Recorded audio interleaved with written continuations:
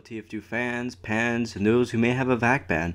I am Tobias, and we've got some big stuff out of nowhere in the first installment of TF2 Extract, where I can catch you guys up on the latest news in the TF2 community. There's lots to say, so let's begin the ramble with the excitement that has me on the edge of my seat since I heard about this big update, and I'm sure you'll have a good reason to be too. Why? Because the matchmaking beta is officially out.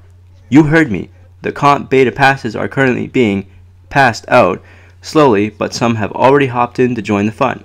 Screenshots are surfacing on Twitter, Steam, and other media-based sites with the new results screen, and boy does it look awesome. Unfortunately, I have no pass, and I'm sure most of you don't either. But don't worry. Valve will be releasing info about server stress tests and additional passes via the official Steam group, which now has a nice logo, which is also seen in the previous screenshot. Times are getting good, so hold out while the mode we've all been waiting for powers through beta. But the hype doesn't stop there. A low-key update has changed a few cosmetics such as the Mutton Man and the Cotton Head to become all class. The Cotton Head, previously a pyro-only hat, was updated by the creator, but some traders who did their research figured out it would become all class through the updated submission from about a week ago. Since then, many traders have been stocking up on all the unusual variants of this hat in hopes for easy profit flipping. Good luck out there, guys. In a previous commentary, I talked about the removal of gift wrap, which was exploited via trading to bypass trade holds. Valve has now brought them back with some interesting changes, such as reversing its ability to bypass trade holds and a little extra. The Summer Shades, Huar, and its lower level variants are now directly tradable, putting a new spin on their markets. No longer will you have to wrap them just to sell them, but this change has already proven to be a double-edged sword, smiting all unwrapped untradables to be impossible to wrap, thus impossible to trade. That's goodbye to wrapping achievement hats and many, many more. Although the items that are currently wrapped can still be traded, okay, until unwrapped. Definitely one of the more interesting updates for trading. Feeling secure about trading? Valve has boosted the 3-day trade hold to 15 days if you do not have a phone. The exception to this, besides having a mobile authenticator, is to have been friends with the other party for at least a whole year, reducing the hold to 1 day. Slowly, but annoyingly, Valve is phasing out non-authenticated traders to what would seem like the only way to trade is to have mobile authenticator enabled. In addition, the 15-day trade hold is not only applied to trading, but to the market as well, which is being applied when you list an item. Valve's solution to the problem of people being scammed is making it hard for trading to even happen, but I think they aren't finished with the ways to punish scammers. That will also hurt trading on the way.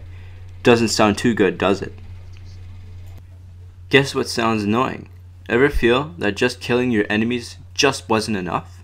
How about a final hit sound to go with it? Yup, we have a combo finishing sound with hit sounds that gets quite consistent when you play Engineer or any damage class. Its sounds and text now appear on damaged buildings as well. Civilian stat clocks applied to civilian grade weapons can be obtained by trading in 5 freelance grade weapons. How about that? Lots of smaller updates such as new hit sound for the crossbow, vote kick events now showing your avatar, fixes for pastime, as well as changes for the continuously forgotten manpower mode. Ugh. A man versus machine fix has affected some players with completing the mission but not getting loot, while the ticket is not consumed, thus making the whole mission a waste of time. This has happened twice in a row recently in one of my games, so I'm glad that they managed to get that fixed. Some map updates for Vanguard, Borneo, and Snowy Coast with a buttload of changes, such as texture improvements, overall defendability, because you either defend really well or fail in that map. If you haven't checked out Tough Break, passes are 50% off in the store, and you can still gain access to case drops and all the missions, so you won't be missing anything except maybe profit. Alright, the long overdue results of the series name isn't as obvious as it looks, and I apologize, as I did not choose to include the winning name in the title, but perhaps in the catchphrase.